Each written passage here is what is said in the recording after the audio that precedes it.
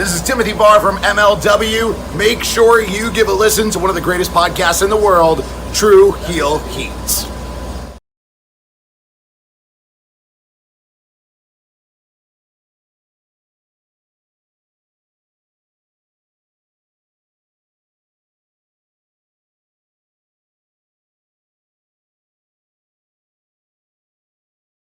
Rob Van Dam, listen to True Heel Heat. Pow.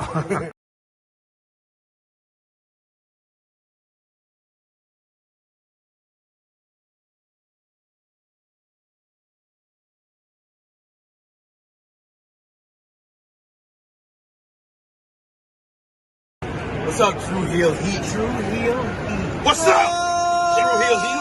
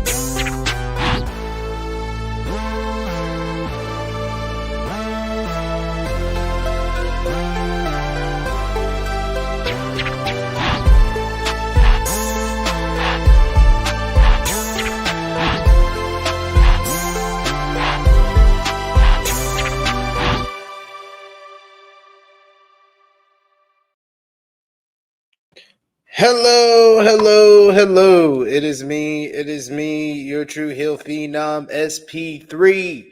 We are live on the True Heel Heat YouTube, Facebook, and Twitter, or Twitch, for our rated Raw review number 47. You this mad over one day?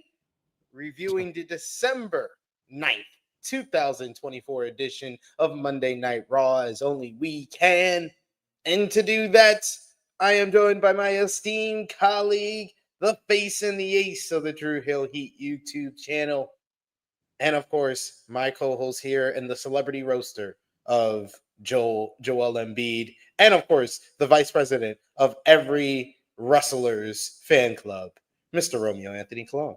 How are you doing? I'm a mixed bag. I've had a rough early Monday with the Juan Soto news, choosing the stupid Mets, sewer rats. But my day got better, especially towards the end of Monday night. And I'm going to tell you why during this review. I'm going to tell you why. Okay. You know already, but I'm going to tell everyone else why. You guys get to find out why. But we appreciate y'all if you're joining us live. Appreciate y'all if you're watching us on demand. We appreciate you. Either way, show your appreciation back with the simplest way possible is by dropping the thumbs up on this video. You can also share this video with all your wrestling fans, friends, and family on all your favorite social media platforms. If you're new to the True Heel Heat YouTube channel, hit that subscribe button, hit the bell to stay notified for all the great content here. And of course, sound off in the live chat. If you're with us live, we appreciate y'all for joining us for this live stream here. And we love to interact with all of you, hear your thoughts on Monday Night Raw this week. So we will try to highlight as many of your comments as possible. But of course, if you're feeling generous, you want to give back to what we do here, you want to show your support to the True Heel Heat YouTube channel, you could do that with a super chat donation. Any dollar amount matters. It goes back to the contributors that you see on screen with us here. And we always appreciate the support. Romeo, what you want to get it out in the open now in case you forget, or No, I'm not gonna forget, trust me. Okay. I'm just making sure. Just making sure. We do already have in the chat with us today Nathaniel Cranshaw, who says New Day segment was my favorite part of Raw last night. We also got I Make Beats, who says, hey y'all, I miss Raw. Anything good? Yes. There was some good on this show. I wouldn't say it was as strong as last week's show, but a solid follow-up. Yes, and you see the seeds they're planting and what's to come, and yeah. Power Gyro Finisher says 10 years greater than 1 day. I mean, no, less than 1 day, excuse me. Oh, man. Apparently so. God, I love that line. I that was so fun to put in the freaking thumbnail. Oh, my God. But let's get into Monday Night Raw. Last night's Monday Night Raw. Where were we at? Oh, Wichita, Kansas. What did you think about the crowd in Wichita? I mean, it says it right there under your name. The state of Kansas still booing New Day. 7 out of 10 crowd, strong crowd. Yeah, this was a strong crowd, especially for that segment because it was late in the show. But we did see the New Day to kick off the show this week as they are here and nobody wants to say hi to them. So not great. Even Natalia wearing a red outfit that I'm sure gonna please my co-host here. What an outfit. Oh my God. 10 out of 10. It's like 10 out of 10. Not on the Seth Rollins scale. But this was great. The New Day walking in. Nobody wants anything to do with them. Yes. Set the tone for the night, how everybody would treat them. We do get to kick off the show proper. The World Heavyweight Champion, Gunther. His music hits, and he is here to tell us that Finn Balor has made a huge mistake. Finn now has his attention. Saturday night will not be like Survivor Series, but before Gunther can continue, Finn Balor is out. He is here to his own music, but doesn't come out alone. He is here with the Judgment Day's Dirty Dominic Mysterio, Carlito, and his World Tag Team Championship partner, JD McDonough. Finn says that Gunther could have given him a title shot like he deserved, but instead he gave it to someone who did not, like Dirty Dom. I was like, God damn, just take your shots at your own. Yeah. He is the only reason Gunther is still the champion. Gunther is right. It won't be like Survivor Series because the Survivor Series, Gunther kept the title because of Finn. And Saturday, he will lose the title because of Finn. Gunther wants to set something straight. Finn did not earn the title match on Saturday. His audacity of claiming any responsibility of Gunther being champion is why he's going to get his ass beat on Saturday. He gets it. 8 years ago, Finn was the first ever Universal Champion. At that point in Gunther's career, he looked up to and respected Finn. But over time, it went away. Not because he chose to, but because Finn chose to take shortcuts and align himself with the Judgment Day and hang out with a bunch of weirdos in the clubhouse. Finn chose to play second fiddle to Damian Priest And here we are now. No respect left. Gunther looking down on him figuratively and literally. 8 years ago, Finn was the best in the world for one night. Gunther is the best in the world right now and for 1,000 of days to come. And this title proves it. There is one reason why Finn won't leave champion after Saturday. Finn is not on his level, and he never will be. At this point, Finn was a little pissed, so he gets the Judgment Day. The four men, they hop up on the apron. Gunther is ready for them, but Damian Priest music hits. He comes out, and he's absolutely pissed. Huge clothesline to Carlito and JD. Kick to Dom. He sends him into the barricade when Finn tries to attack him from behind. Right hand to Finn. He drops Carlito on the barricade. Then JD as well. Finn tries to attack, but Priest sends Finn into the ring right from Gunther, who chops the hell out of Finn, and he rolls out of the ring. But then Gunther clotheslines Priest. He mounts Priest because he doesn't need anyone's help, apparently. Drops a knee onto his injured left arm from Survivor Series. He shoots Priest out of the ring and then follows. Gunther rips the top of the announce table and then clears it off. He looks to powerbomb Priest, but here comes Finn with the sling blade. Kick to Gunther into the steps. Finn then hits a coup de grace off the apron onto Gunther.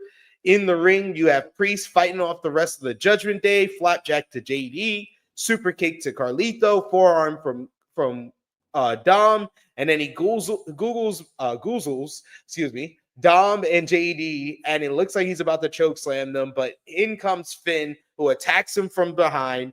We get two or three coup de grace off the top rope from Finn to Priest, laying him out thanks to the help of the Judgment Day. And then Finn stands tall with both the World Heavyweight Championship and one half of the World Tag Team Championships in the ring, standing over Priest and looking down on Gunther. So the roles reverse there. But just to add a little more juice to Saturday's event, we come back from commercial break. Finn and the Judgment Day are very happy backstage with their dirty work, but in comes Raw GM Adam Pearce. And he tells him that he just spoke to Gunther, and the title match at Saturday night's main event will now be Gunther versus Finn Balor versus Damian Priest. Then he also announces that next week on Monday Night Raw, it will be JD and Finn defending the World Tag Team Championships once again against the War Raiders, with the Judgment Day banned from ringside. Liv Morgan kind of mocks Finn at this point, like, oh, we need your advice for me and Raquel's matches tonight, because, you know, with Finn's advice, the Judgment Day always win. And Finn says that he needs time to regroup, but he'll get back to her, little He sis. did not sense the sarcasm, clear sarcasm we've had at all. No, he was completely distracted that he did not even get the sarcasm in her voice and in her delivery and her facial expression as well. But it is made official this Saturday, World Heavyweight Championship triple threat matchup. The ring general Gunther defends against Damian Priest and Finn Balor. What did you think about this opening segment? I have my issues with the whole Judgment Day as it is right now, with their feud with Damian Priest, with the presentation of Gunther over the last month and a half. But I won't lie, this was an effective segment, especially with the goal of setting up a triple threat matchup for Saturday. Yeah, first off, I think Gunther was really strong on the mic here. This was babyface Gunther. He was talking that trash. I did not like that. I was like, there's nothing that distinguished this from anyone else on like AEW television cutting a promo, or CM Punk cutting a promo, saying I'm the best in the world and this title proves it. I was like, this is so not Gunther. You don't need the title to prove it. The title just solidifies what you already believe about yourself. But what he was saying about Finn was good stuff. Finn. Yeah, that part was good.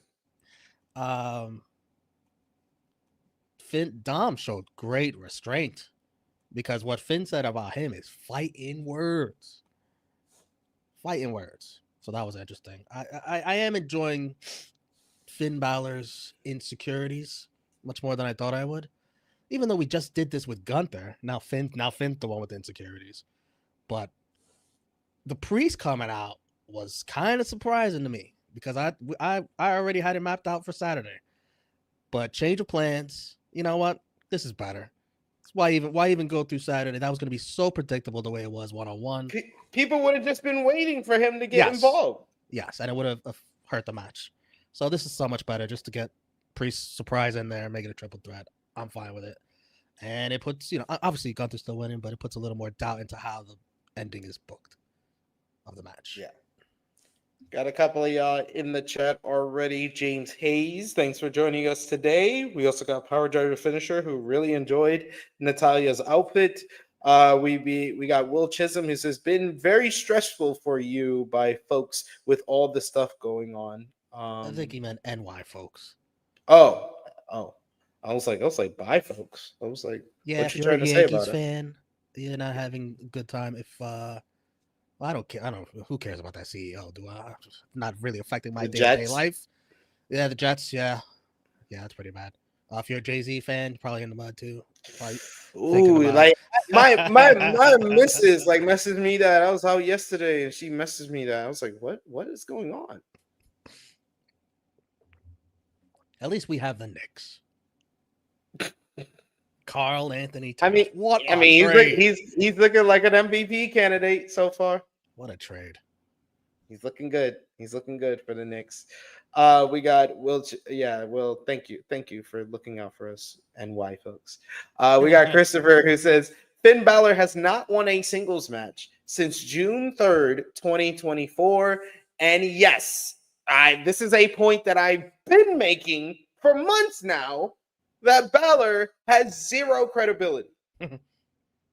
And I think that's another reason. Besides the fact, I think the number one reason was people were already assuming that Priest was going to get involved on Saturday. But I think another reason is I think WWE realized that none of the fans are believing Finn Balor as a legitimate contender or challenger to Gunther. That's why Gunther cut the promo that he did, and that's why you add Priest. Might be a bad week for Finn. Because I don't think they're going to be freaking War Raiders.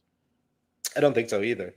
I think they lose it, and War Raiders are transitional champions for the stars of our cover of our thumbnail.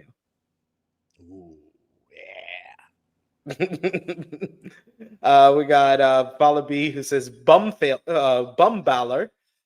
We also got Will Chisholm, who says, so Gunther and Will Ospreay has working on promos together. All Gunther needed to say, I am the feeling. Yes. I said that I was on the Fightful Raw post show with Phil Lindsay last night. And I was like, all Gunther had to do was add bruv to it. It would have been a Will Ospreay promo. Need a strong AEW promo on Dynamite after everything Phoenix is doing. I hope not.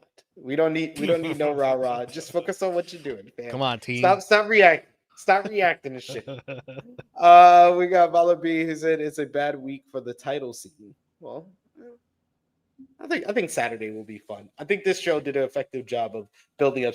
This was probably one of the most effective go-home shows of any of the Raws this year. And I say really agreeing with you. Yeah. Shocked. Seriously. Next up, we got our opening contest. The Miz, Authors of Pain, and Karrion Kross of the Final Testament, facing the Wyatt Six, Uncle Howdy, Joe Gacy, Dexter Lumis, and Eric Rowan. All four of the Riots, they rush the ring and attack the heels as we go to commercial break.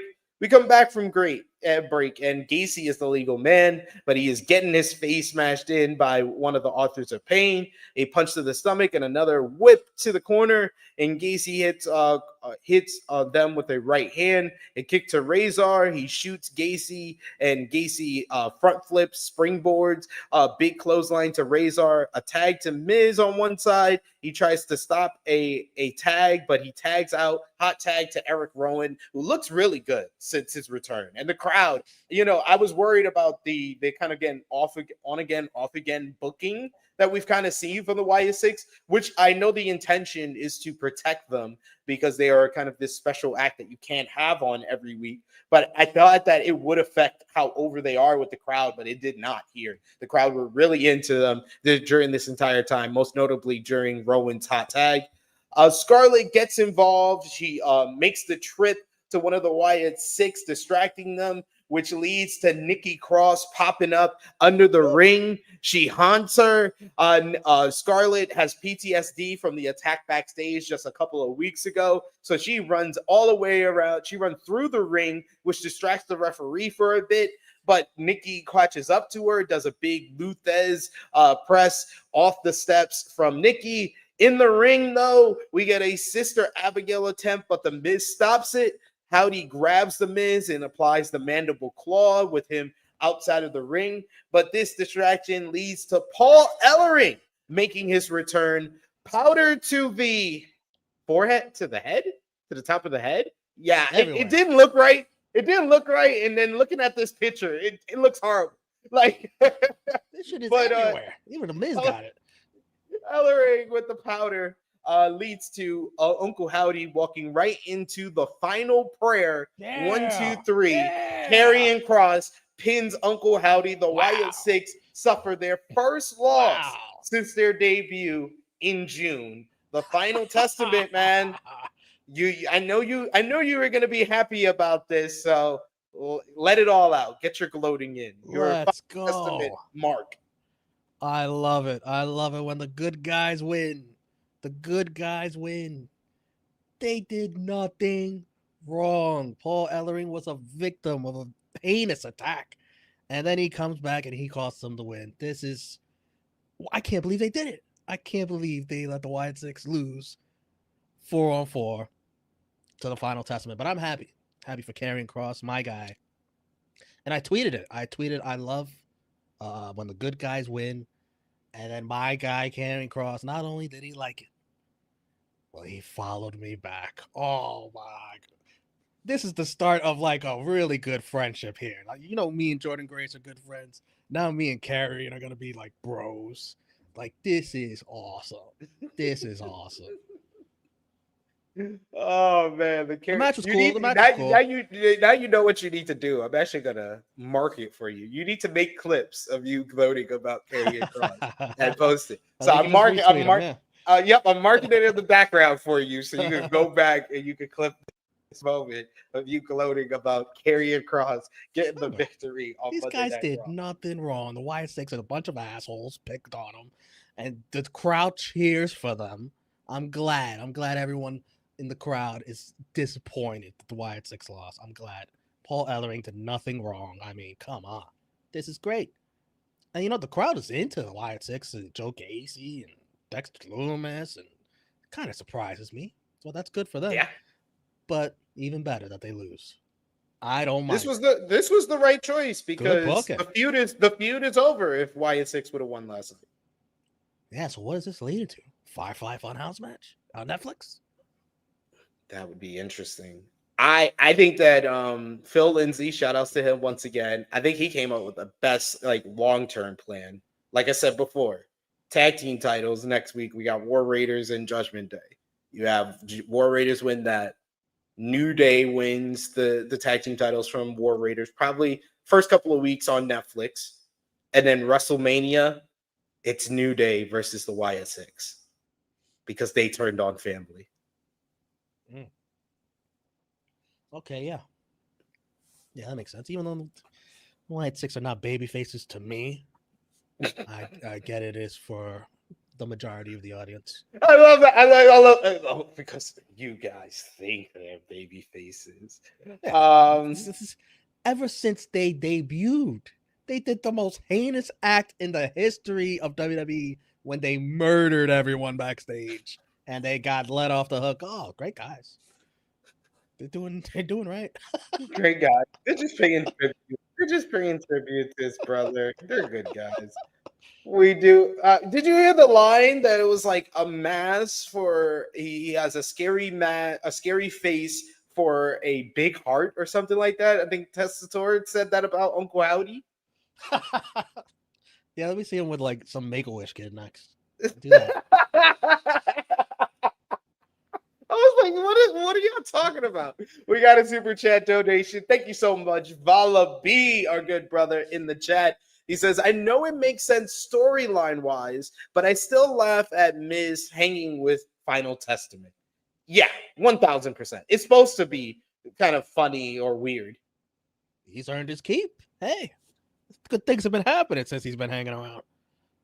It's like we need more win. of this guy. We need more of this guy over here. Helps in the ring. They need help. Got another super chat donation from Vala B. Thank you so much, good brother. He says, nothing says paying homage to Bray like looking up at the lights. Respectfully speaking, of course. Damn. That's savage, but that's a good line, actually. That is a good line. I couldn't even finish the line without laughing in between because I was like, that's a bar right there. That is a bar. Bray Wyatt would have lost this match too if he was on that team. Yep. That is paying homage to Bray. We get Vala B saying, yes, Phil Lindsay learned what honey dicking means. Yeah, Phil mentioned maybe they do Bianca versus Rhea at WrestleMania, and I was like, nah, I'm not believing that. I was like, WWE been honey dicking us with that matchup for years now, and he was like, what the fuck did you just say? And I read the definition on Urban Dictionary of honey dicking too, and to the people watching. You remember it off the top of your head? It's someone who basically makes you believe something that's not going to happen, and it's referring to kind of a male doing it. Because if a woman is doing it, it's honey potting. Oh well, yeah, that makes sense. Yeah, but yeah, it's come on, guys, it's Bianca Jade. And some people are thinking that the ending of Raw teased another WrestleMania match for Rhea. Yeah, I think so. Yeah, I think the ending could have done that, but I don't know if we're gonna get that anytime soon. Well, Chisholm says, I do like that WWE is like, hey, fans pick your own babyface. And speaking of which, let's go into that with the feud that kind of defines that kind of thinking from WWE, CM Punk and Seth freaking Rollins. Following their confrontation last week, we get Jackie Redmond. She is backstage with CM Punk for a sit-down interview, and she asks him straight up off the top, asks him about the favor. What is it? Punk says that's between him and Paul. Nice try. Jackie wants to talk about Seth instead then. Punk says it's no secret that he won't shy away from a fight. But when it comes to Seth's hatred, he is more confused than anything. He doesn't hate Seth. To understand, perhaps they need to talk about the history. 16-year-old Seth Rollins came to CM Punk and asked him to train him to be a pro wrestler. For free, might I add. No one ever says that part.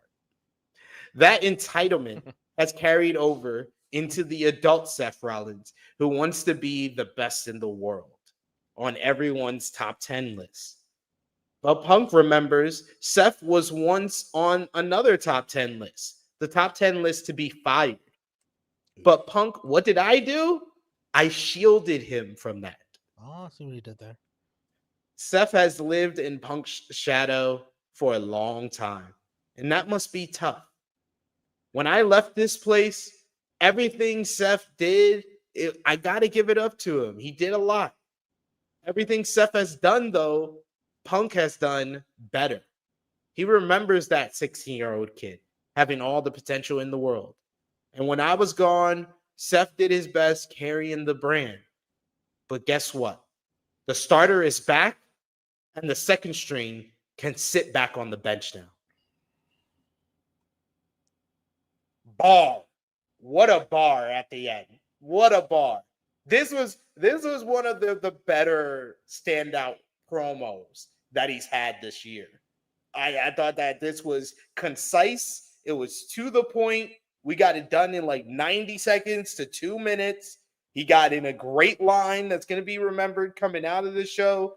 And it really kind of sets the tone on where everything's at, where they're really kind of redoing it, or a 2024 kind of interpretation of the second Shawn Michaels versus Undertaker WrestleMania build, where Shawn really wants the match, but Undertaker's like, nah, I've been there, done that. I don't really want this match. I'm good. Where Punk is really like, no, I'm focused on the world title. That's my real thing. I'm confused on why you hate me so much. And Seth is like, no, I want to fight now. I hate you. Yeah. Agree with what you're saying. To me, it's like, wow, this is going really fast here now. Like, now you're really pushing. We're going to get this match, a lot sooner than WrestleMania. I said after this show, I really feel we're getting this on the Netflix premiere. Yeah. That's what I think Chris, how do you say his name? Featherstone, I think. Which, he reported that'll be that's looking to be the main event of the Raw on Netflix. That makes sense. That That Shout out to Chris Featherstone. He's been reporting a lot lately. I give it up for him. No. That is a match to draw. Seth and Punk. Yeah, I don't blame because you I thought like before this week's show, I thought, okay, maybe they do either Punk and Seth or they do Punk and Gunther for the world title. Mm-hmm. But after this show, I was like, nah, they push this really, really hard. You're not going to drive this and do the first match at WrestleMania at this point. No, you're doing it soon. Yeah, you're doing it soon. You may still do this match at WrestleMania for the World Heavyweight Championship, but I think they're doing the first matchup on the Netflix premiere. Yeah, I think it still does happen at Mania, and it's like a rematch now. Yeah. I can see that. It could be like Shawn Taker, because there is a chamber match right before Mania. Or maybe they're doing the Netflix premiere for this matchup because the plans have changed and that it's going to be Punk and Roman.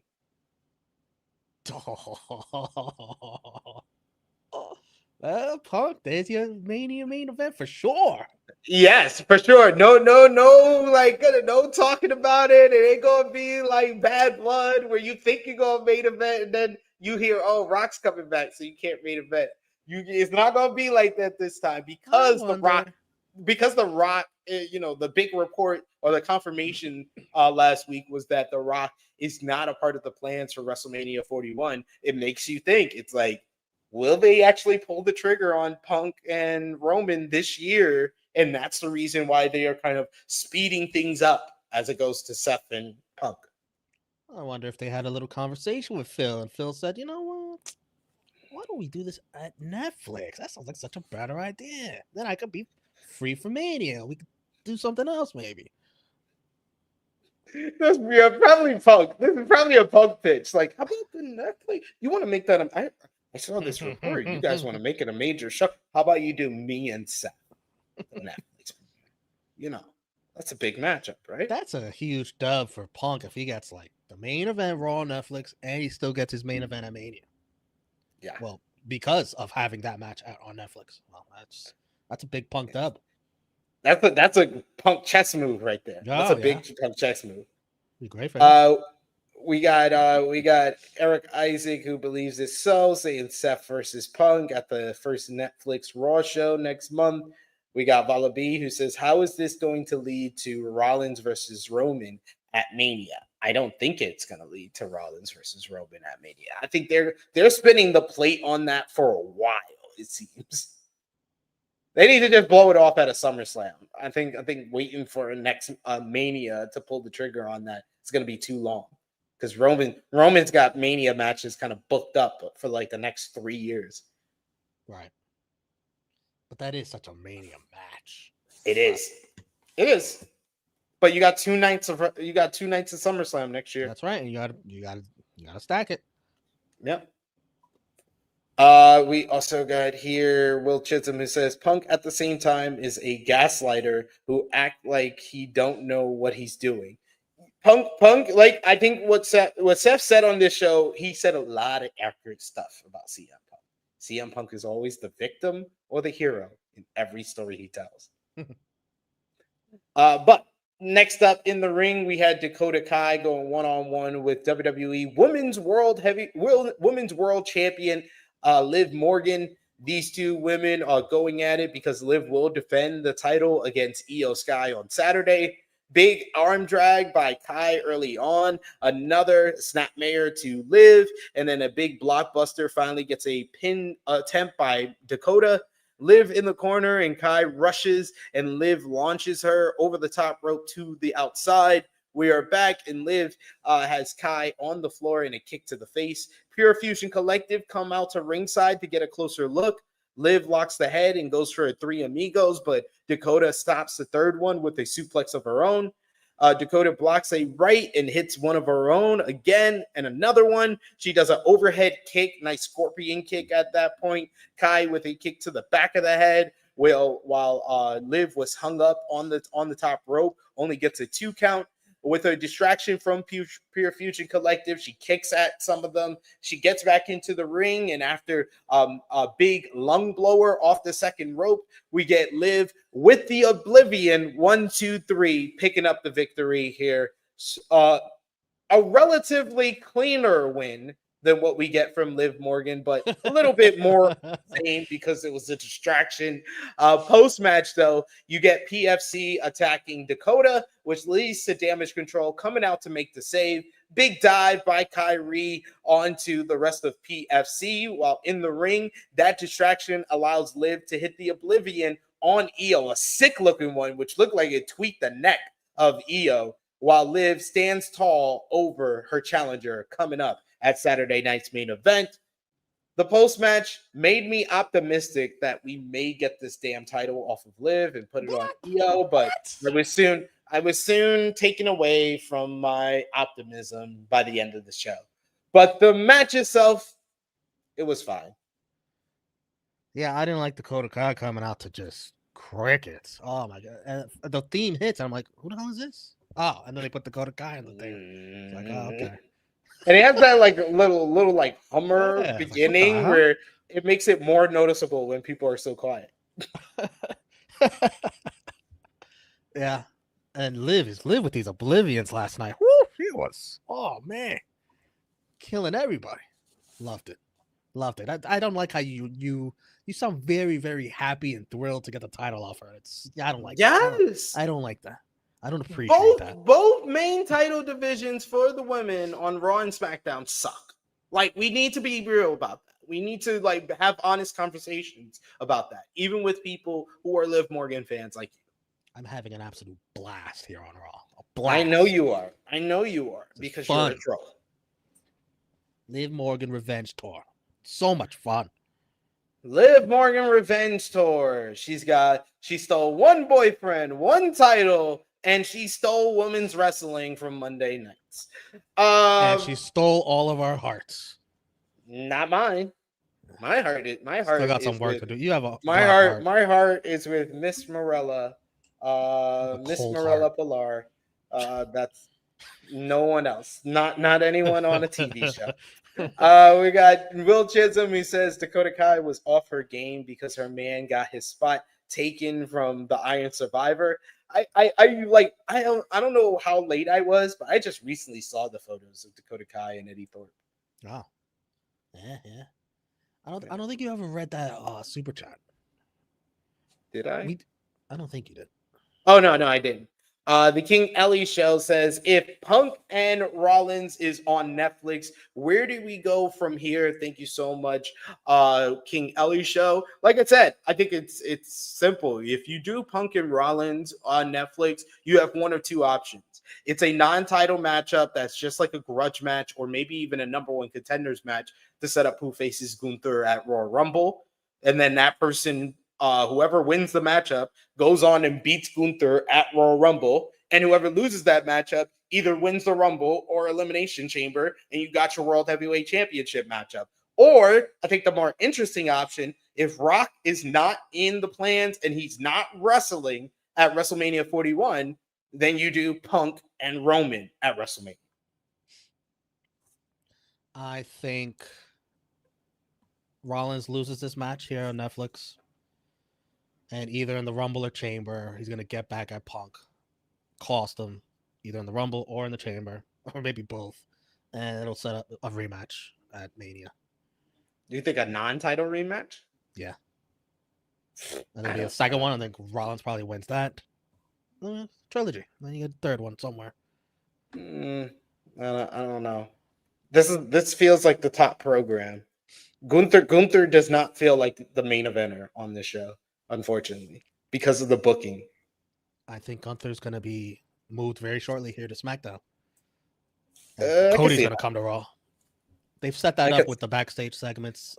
I can see that, and he's still not going to be the main event on SmackDown. We'll see. We'll see what they have planned as far as who's coming to Raw and like how much of that, because you could really stack this Raw and Netflix brand, and the SmackDown be like the land of little people, just trying to fill 3 hours. We got in my eyes the best promo on this show next, Romeo. Drew McIntyre has a video promo where he talks about giving us his all. He had to go back to Scotland following the most violent match of his 24-year career against CM Punk inside Hell in a Cell. His family needed him. 2024 should have been his year. While he was at home, he kept asking if he was wrong. What if people could truly change? Then he turned on Survivor Series and he saw CM Punk stand side by side with Roman Reigns. Who was with them? Sami Zayn, Jey Uso, Jimmy Uso. After everything, at least CM Punk, he took a bribe. Everyone else sold out for absolutely nothing. This is when he knew. Hold on a second. That might be the nicest thing he's ever said about CM Punk. Right there. It probably is. This is when he knew he had to come back. Take out Sami, take out Jey Uso. He can't change the past, but he can change the present, and he will change the future. Drew McIntyre, his conviction, his his pride and his pettiness are just so defining of character traits for a heel to have.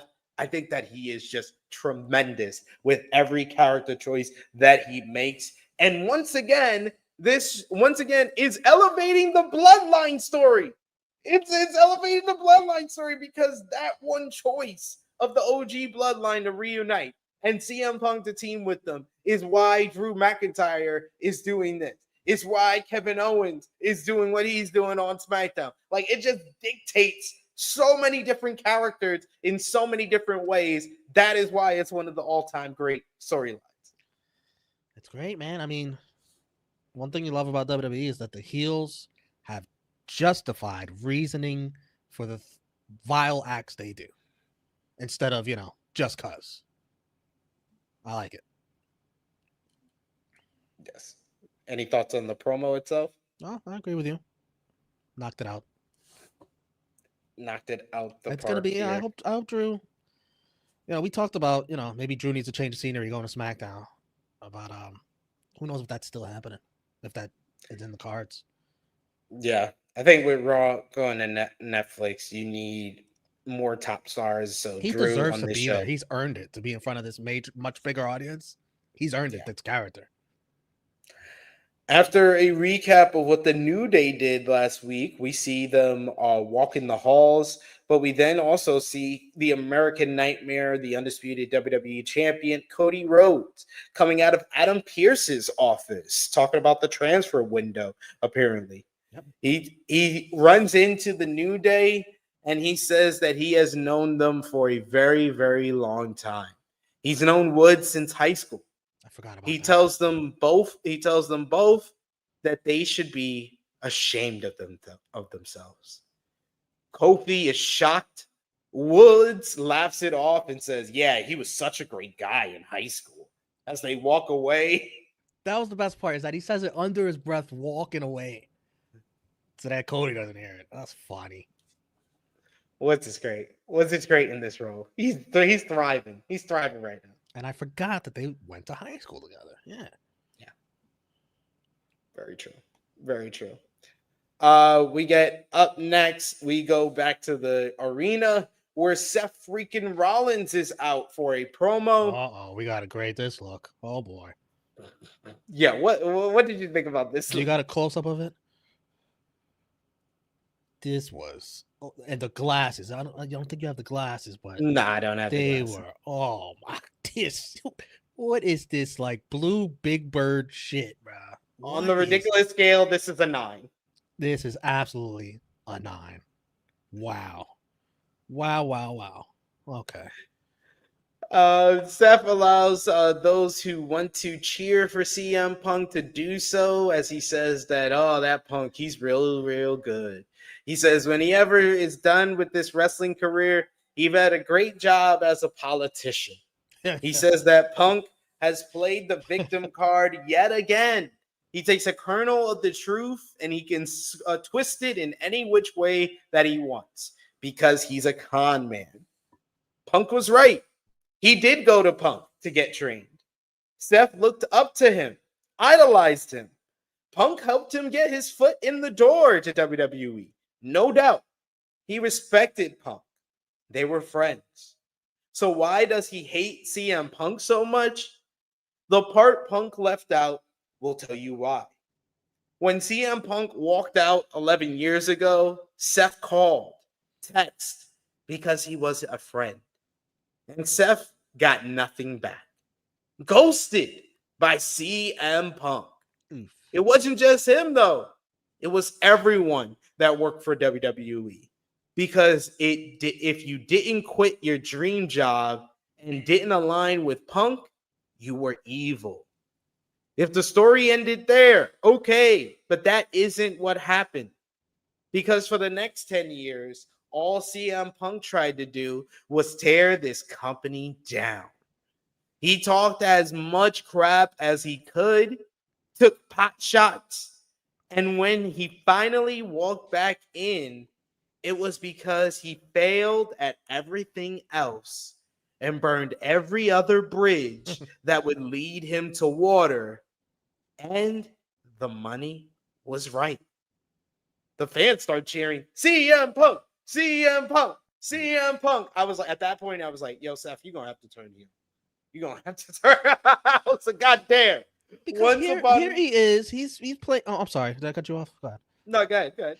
Well, here he is being the ultimate WWE babyface flag bearer. And the crowd is like, we don't care. CM Punk, CM Punk.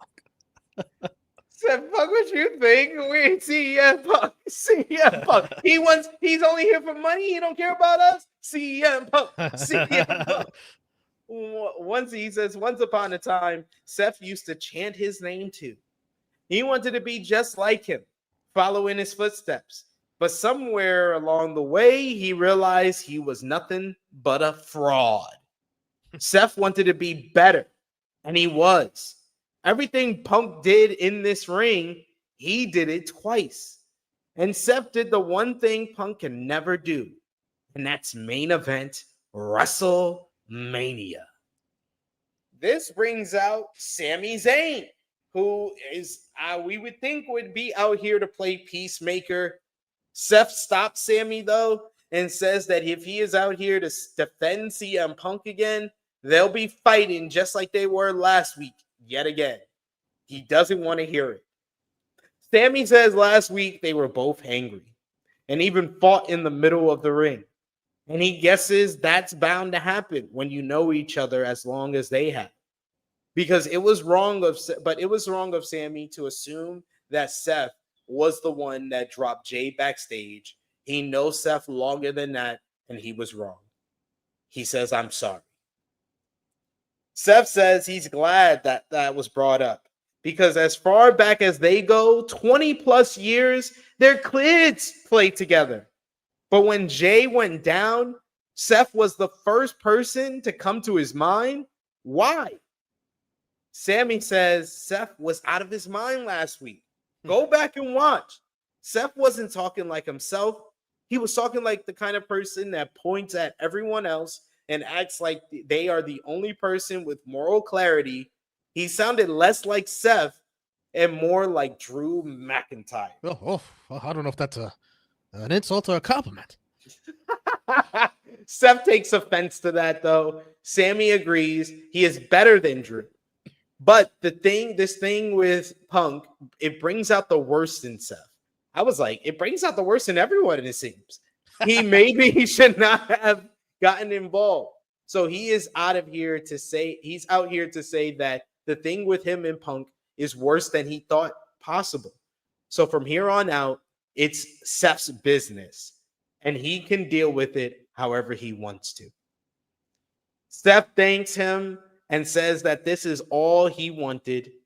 He says thank you yet again, and Sami asks if they are good, and Seth says they are good. But he says that it looks like Sami has some unfinished business with Drew that he needs to handle. Seth leaves the ring. Sami gets on the mic and he says this is good advice. He'll handle that business, and he won't be running it back, sitting here listening to Drew talk week after week. He will end it as quickly as it started. He already talked to Adam Pearce, Saturday night's main event, Drew versus Sami, and that is made official. Sami leaves the ring, he heads up the ramp, and out of nowhere comes Drew McIntyre, surprising him with a cheap shot. He then mounts him with some punches until officials come out to separate the two. I thought this was a really good segment. I thought that Seth dropped a lot of facts on CM Punk, told a lot of truths about CM Punk. And then the dynamic between Seth and Sami is still very compelling after last week. It still gets you, and it's like those little one-liners or little jabs that they take at each other. It's like, ooh, what are we getting here? And it feels like WWE took what was successful last week, they applied it here, and I think they might do something moving forward as far as establishing a friendship between Sami and Seth. Again, more great writing in these segments. This was really good. But I think the little line in there about Drew and Seth, like, yeah, Seth is heading down that dark path that Drew already went on. It's going to happen the same exact way, and it's all because of that CM Punk. He brings out the absolute evil. He's got a little carrying cross to him. He brings out the absolute evil out of people. He's going down that path. This is exactly what happened to Drew. Seth is going to be the heel, and the crowd is fine by it because they seem like they want to boo Seth Rollins in this feud. So, yeah, we're going to get a much different Seth Rollins here. The transformation is beginning. What a lie. And that makes sense for when he goes to face Roman, that Seth is a heel. Yeah, that's very true. I didn't even think about that. Evie says Seth killed Sully from Monsters Inc. for those arms. Okay, I said Blue Big Bird. That is better. That is the A1 jab at Seth Rollins' outfit. Great job. Next up, we get the Women's Intercontinental Championship Tournament first round matchup. Lyra Valkyria versus Zelina Vega versus Ivy Now. Lyra sends Ivy out to the floor, then tries to roll up Zelina. Only gets a 1 count. Zelina gets a quick 619 and then gets pulled outside by Ivy. Ivy runs in, power slam to Lyra, and then only gets a 2 count. We get Lyra with a nice little baseball slide to both ladies on the outside. She does a big fisherman buster, only gets a 2. We get Vega stops it. We get Lyra with Ivy on her to the shoulders. Ivy turns this into an armbar attempt. We get all the ladies kind of hitting big moves. We get some clunky action as well throughout this one. Zelina gets a close near fall with the code red, but Zelina gets taken out to the outside. And then Lyra capitalizes by hitting Ivy with the Nightwing 1, 2, 3 to pick up the victory here and move on in the Women's Intercontinental Championship Tournament. Lyra will now face the winner of Alba Fire versus Kairi Sane versus Natalya in the semifinals, while Dakota Kai will face the winner of next week's matchup of Zoe Stark versus Raquel Rodriguez versus Kaden Carter.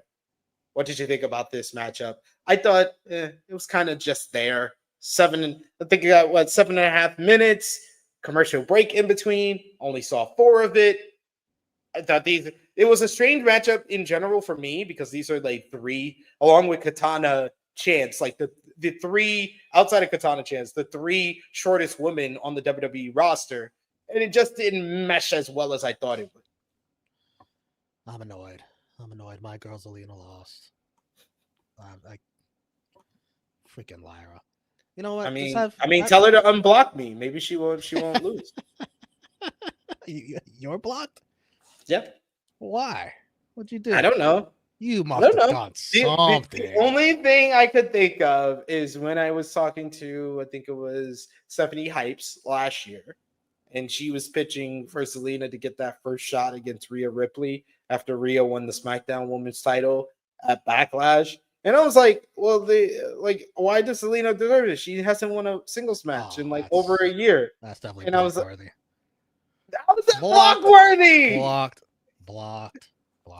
And that definitely probably came across the timeline because I think she follows Stephanie. So even just a simple reply where she's not tagged in, that would have just shown up on her timeline. Like, fuck this guy. Blocked. I've interviewed more deserving than me getting blocked by Shawn Michaels, where I did absolutely nothing. Man, you used to talk shit about NXT. Oh, that was Chris G. That was Ness. No. I got simply guilty by association. Shawn Michaels' eyes see both ways. He sees every which way. Yeah. Hey, Lyra should lose in the finals. Lyra should lose in the finals again. She should be like this. It should build character that she gets through these tournaments. She gets to the end and she can't seal the deal. It'll build something for this character. I hope she turns heel. Then we can do as a result of losing these tournaments. Yeah. Yeah, we do Lyra winning the Intercontinental title, and then you do heel Lyra versus Becky at WrestleMania. Oh, she wanted to win the tournament? No, I'm talking about she loses the tournament, and then she beats the winner, who I think is going to be Dakota Kai. Gotcha. And then she beats Dakota like a month or so, 2 months later, beats her for the Intercontinental Championship, and then you do Becky versus Lyra for the IC title at WrestleMania. Yep, because Becky gonna need something to do. And she is so coming back very soon for this Raw for Netflix. I bet you that's the debut. She was at that media event this week, last week. So, yeah, surprise. Yeah, 3 women's matches on this episode of Monday Night Raw for like the whole last hour. Yeah, good stuff.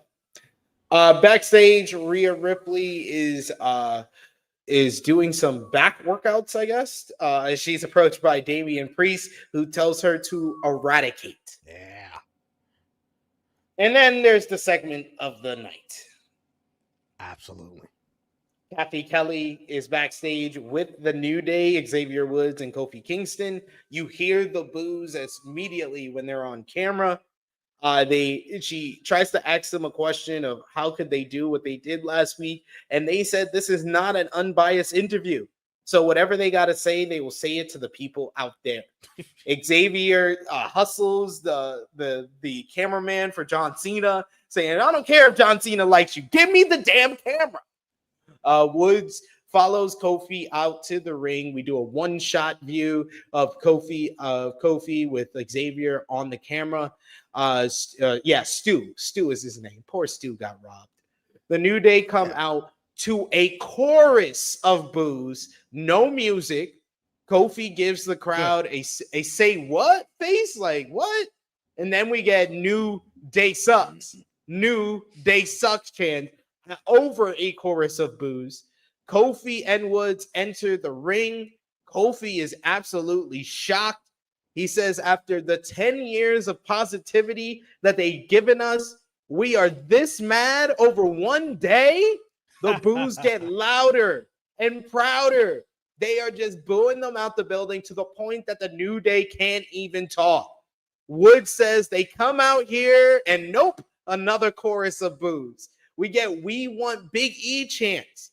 Kofi says they could have taken a chair to E's back or a sledgehammer to his head. You can barely hear it over the loudest chorus of boos that we have heard in quite some time. I think this is even louder than Dom.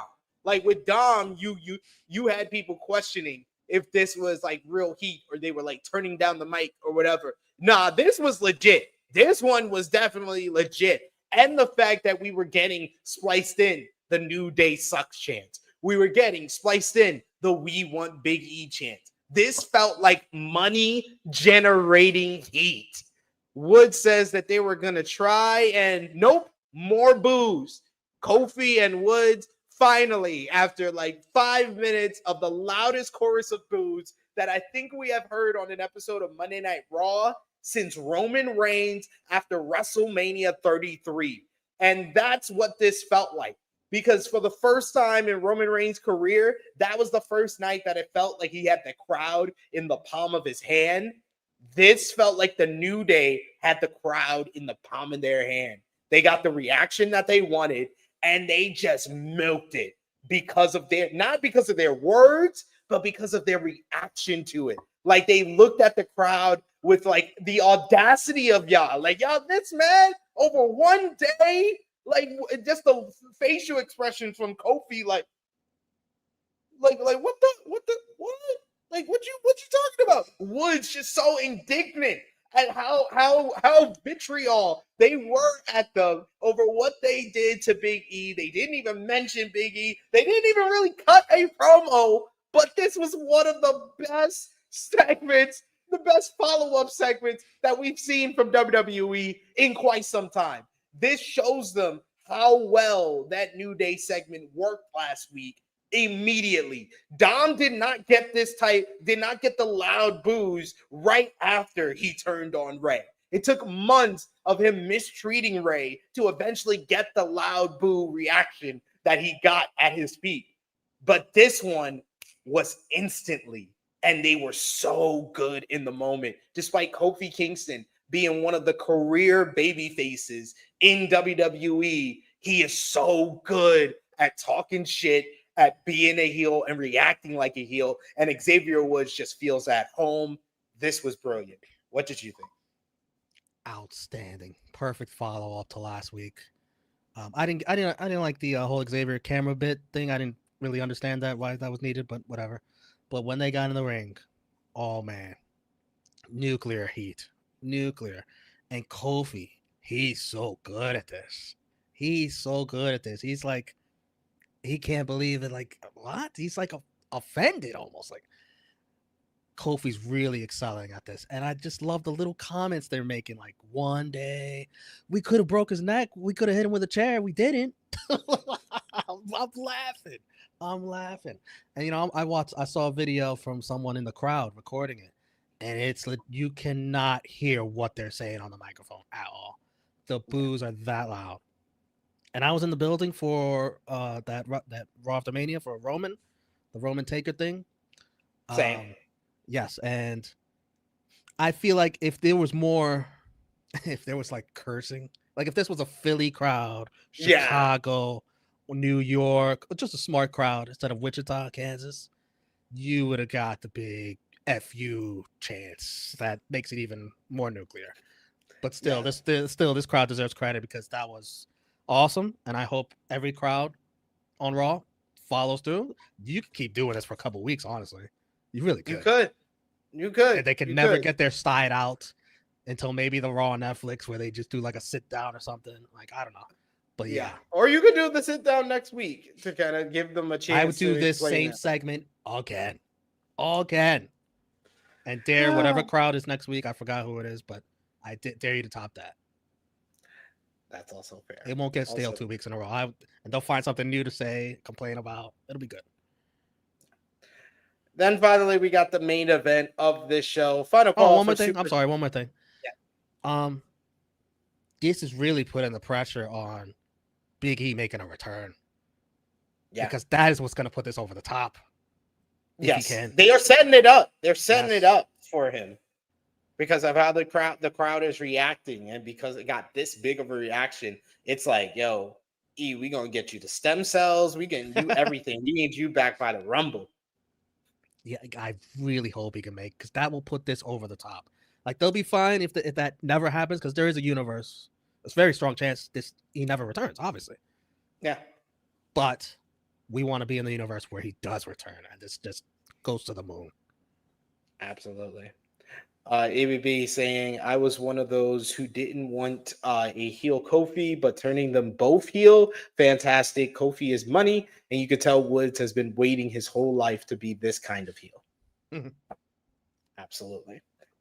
Then finally, there was the main event, anything goes matchup. Rhea Ripley versus Raquel Rodriguez. Rhea gets a huge pop when she comes out. Raquel, she comes out to not as big of a pop, but Rhea makes the fans get on their feet as she attacks Raquel in the entranceway during her entrance. The bell hasn't even rung, and they're fighting throughout the crowd. Rhea tosses her over the barricade and throws a trash can at Raquel. We see a bunch of stuff just go all over the ringside area. Rhea has brought in a whole bunch of plunder as well. We get a fall-away slam onto an announce table by Raquel. We are back, and Rhea kicks Raquel in the side of the head. She tosses a chair, and Raquel catches it. Rhea hits her with a drop kick to the face.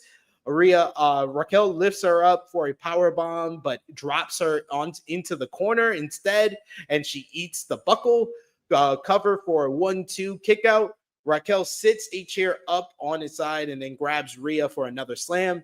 She lifts Rhea to her shoulders, but Rhea lifts her up, and then she botches a bit and drops Raquel, grazing the chair.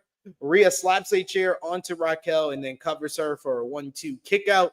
Rhea sets up a whole bunch of chairs on top of each other, but Raquel is the one who ends up slamming her. Rhea is able to make a comeback, and she sets up for a riptide, but out comes Liv Morgan. This allows Raquel to regain control. Rhea goes after Liv for a bit, allowing Raquel to grab her and body slam her onto a pile of chairs. Raquel lays a chair down on his side with the leg sticking up. Raquel goes for a powerbomb, but Rhea slicks out of it and hits a headbutt. She goes for the riptide again, but Liv is in the ring and hops on Rhea's back. Snapmare to Liv. Rhea grabs her by the head. Big boot to Raquel. Big boot by Raquel, and then oblivion to Rhea. Lays her out. At this point, here comes Io Sky. She comes out. She takes care of Liv Morgan. Big springboard drop kick. Then a tope suicida to the floor. We get Raquel goes for a cover, but she's only able to get a 2. She sets up a table. Tejahada bomb is reversed. Rhea hops off of it, hits her throws her into the corner into a steel chair, and then follows up with the riptide through the table. 1, 2, 3. This match was kind of sloppy towards the end. I thought the beginning of the matchup was actually the strongest part of the matchup, because it felt like they had a sense of urgency to start off the matchup, starting it in the entranceway and then the fight through the crowd. Rhea had a bunch of energy, her first Monday Night Raw match since January 1st. But I felt like it got a little sloppy towards the end, but a nice fired up last 2 minutes of the matchup to close things out. And then post-match, we get the women's world title is in the middle of the ring, and Rhea and Io grab either side, indicating that they are coming for Liv's title. Boo. Yes, give me that. That's what we want. We all want this. Who cares what Romeo wants? We all want Io Sky versus Rhea Ripley for the women's world title. The #1 contendership. For the women's world championship. Romeo, what did you think about the main event? Yeah, I agree with your thoughts mostly. I was expecting these girls to have good chemistry because of what they did in NXT, which was pretty good. But it was a little clunky, like you said, at times. But I think they still got the job done, delivered a solid main event with all the plunder. And then at the end, Liv Morgan nailing another oblivion. I think her third oblivion of the night, just killing everybody last night. And Io Sky went crazy when she gets on fire like that, pumps up the crowd. It's a lot of fun. It's a little scary. She's almost too hyped up. I got a little scary on that suicida. Well, don't get hurt. Need you for Saturday, but she's all right. And yeah, the little tease at the end. Interesting what that will mean. I don't like your thoughts. I like what it means. I like. But I what like it means. because Rhea, not is money. They It's gonna delivered be great fun matches in NXT, so I'm looking forward to them fighting on the main roster. But with Liv in a triple threat. no, thank you. Liv, you can go to the back of the line or bring Judgment Day out to the ring. Liv But deserves her Mania match again. again, see, again. But let us know in the chat what you thought about this week's Monday Night Raw. Final call for super chat donations. Want to thank Vala B and King Ellie Show for their previous super chat donations. Always appreciate the love and support. Thank you. Of course, also let us know your match of the night, MVP, LVP, thumbs up, thumbs down, thumbs in the middle, and out of 10. What did you give the show? For me and Romeo for the December 9th, 2024 edition of Monday Night Raw in 3, 2, 1. Thumbs up across the board from both of us. Out of 10, I give the show a 7. What did you think? 7.3 for me. Yeah, that New Day saga. My goodness. That was great. That bumped it up. And this was like Yeah. a 6.5 until that second. 6.5. Yeah, it's so good. Definitely agree there. Who was your match of the night? Not much to go from, but I'll go with the main event. Main event. I'm gonna go with the Wyatt 6 versus Final Testament. Thought that was a pretty fun one. Did have a great ending for sure. Happy ending. Not the ending. I'm talking about the match. We got who was your LVP for the show? The Wyatt 6. They fucked with the wrong ones, motherfuckers. They fucked with the wrong group. You thought the Final Testament was easy pickings. They showed you. This is gonna be more of like a preemptive, because he looked good on this show, but this is more of a preemptive LVP. Finn Balor, because you about to lose everything. Oh, About to lose everything, homie. About to lose it all. Yeah. Next week is probably gonna be an easy LVP. Easy. And then who was your MVP for the show? I'm obviously giving it to the New Day. The New Day for sure, but they're not alone. The Final Testament too. What a win. Being the first ones to beat the Wyatt 6. Coming together as a unit. The return of Paul Ellering. My guy Karrion Kross with a big win, and then a big win after the show following me. Wow. The Final Testament deserve credit to. Should have just gave it to Karrion Kross. Romeo, thank you as always for being my co-host here on Rated Raw Review. You, Let everybody know where they can follow you. Romeo Damas, all social media. And I think we will be doing a Saturday night's main event watch along on Saturday if you want to watch with us. Look at that. Romeo helping the people out, helping the folks out, doing a watch along on Saturday night. Maybe I might join. You like to bring people on that I can't always join with, but maybe I'll join you. But you can follow me on the Twitter machine at TrueHillSP3. You can follow the gang, Facebook, Twitter, Instagram, TikTok at TrueHillHeat, patreon.com/TrueHillHeat, $3 a month. Yes, exclusive content, the best place to support us when we are not live here.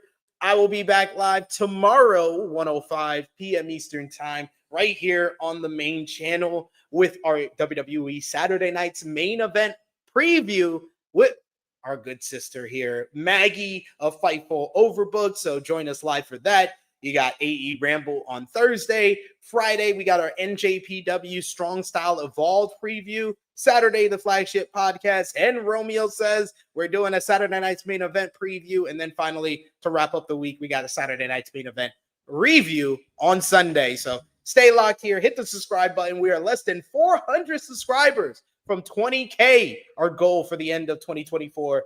Just 2 weeks remaining. Let's see if we can do it. But do that. Join Romeo. Follow him as well. And thank you, as always, for joining us. Drop the thumbs up. And thank you for joining us for Rated Raw Review number 47. You this mad over one day? We are signing off until next time.